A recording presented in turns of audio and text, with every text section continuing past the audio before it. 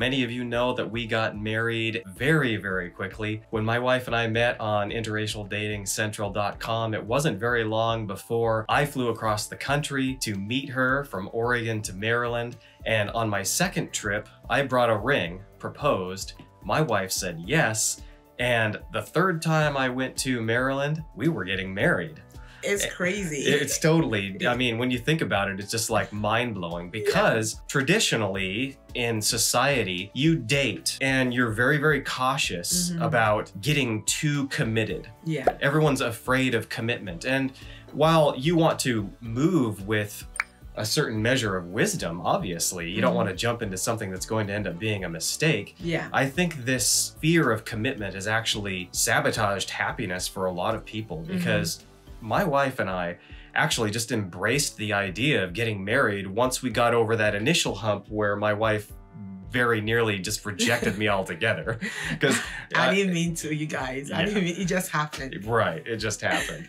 Well, we have a video on how my wife almost rejected me. Check that video out if you haven't seen it. But would you believe we actually skipped dating altogether, which goes total counterculture to everyone's thinking. So I'm just wondering, like, were you surprised at how rapidly I was willing to head toward marriage once we started talking and once we got past that speed bump where you thought maybe you were just gonna reject me and say sayonara, it's not you.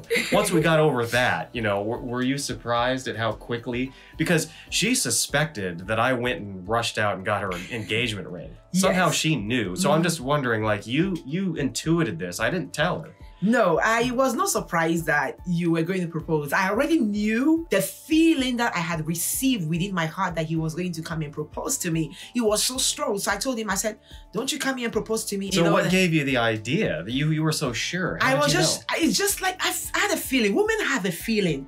I think that and that is why that is why a woman knows when a guy is interested, and when a guy is not interested. And I mean, I knew you were gonna propose because I mean, look at all this. Look at all this melanin. Yeah. Well, look at all this melanin. And so anyway, when we met, I knew that we connected.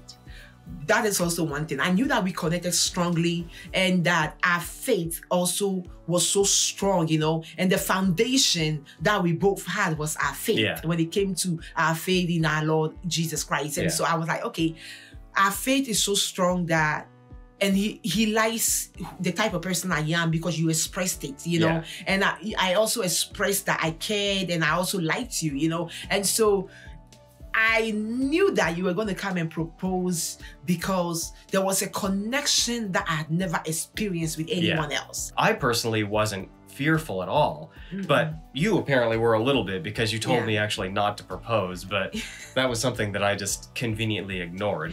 But you know, in one of the conversations that we've had, and I've told you that once you've been broken so many times, you can see something good in front of you and you will not even know that is good. Well, when we got over all that, we actually talked about the fact that we wanted to skip dating altogether and we wanted to enter into a courtship, which is actually intentional dating, I guess you could say, which means that we knew we were going to get married. We weren't messing around, but there's obviously going to be some time that we're going to get to know each other a little bit more. And of course, there needed to be time to plan the wedding. So while we were in that place, we were in courtship. And that didn't last very long at all because after I proposed and she said yes, then we were engaged. And all that was happening was the wedding was being planned for, which you know, my wife basically took the helm on that one and did most of that planning from Maryland, which is where we got married. So. Yeah, when most people get proposed to, they're like, okay, I need a year to plan my wedding. I was like, nope, right away. We are getting this done. If I'm proposed to, we are doing this. There's no waiting till next year. And by the way, if we had waited until the following year to get married, COVID would have happened. That's right. We probably would not have gotten married because as soon as we got married and we moved to Oregon, the very next year, COVID happened. And so as soon as he proposed, I was like, why am I waiting till next 2 years because when I had told 1 or 2 people that, listen, I got proposed to, They had said, oh, so we have a wedding to plan by next year. I was like, no, we're getting married in 2 weeks. Yeah, a lot of people were surprised. Yeah, you're getting married. I'm like, oh yeah, we're getting married. That's so some quick. People were upset. Yeah, some people were very upset. Yeah. Why are you married so quickly? I'm like, no, I'm doing it right away. And it wasn't because I didn't have patience to wait or anything. You get to know somebody by living with them. And sometimes I know that we Christians is very different for us to, to move in with somebody and, be living as though you are married when you are not actually married. And I didn't want to do that. Which we weren't going to do. I wasn't going to do that. And we were going to avoid that as much as we could. So there was no reason to wait. Absolutely no reason to wait. And so because we knew that, okay, we were both believers. We both believe in the word. We both had the same values. He's Caucasian, obviously. I'm Black, I'm African. And so we were raised differently. You might say, oh, we are all human. No, we are raised differently. And even though I knew that, I'm like, okay, the one thing that we have in common is our faith. And so if we have our faith, we have everything. And so there was no need for me to get to know him longer than what I had already known, and we are still getting to know each other. And you can live with somebody, okay? You can live with somebody for 20 years and still don't know who they are. It's not like, so, okay, if you're dating or you're in an engagement for, like, say 4 years, what happens, like, so on year 4, you suddenly figure out something about your partner that you decide, oh, no, that seals it, we're not going to get married.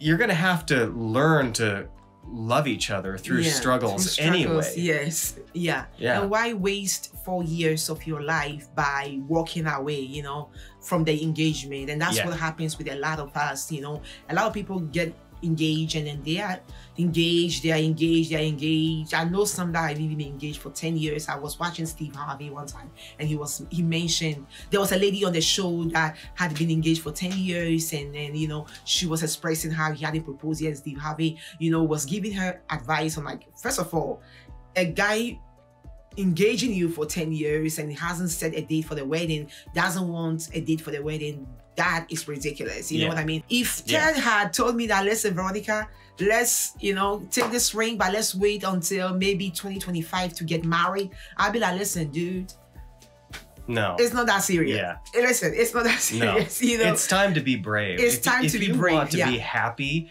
you need to be brave. Everything that you want is outside of your comfort zone. We have said this before. Yeah. And people are so afraid of stepping out and taking a risk. They're like, well, if I commit to this one person, then every other option that I might have in my life is suddenly blocked off from me.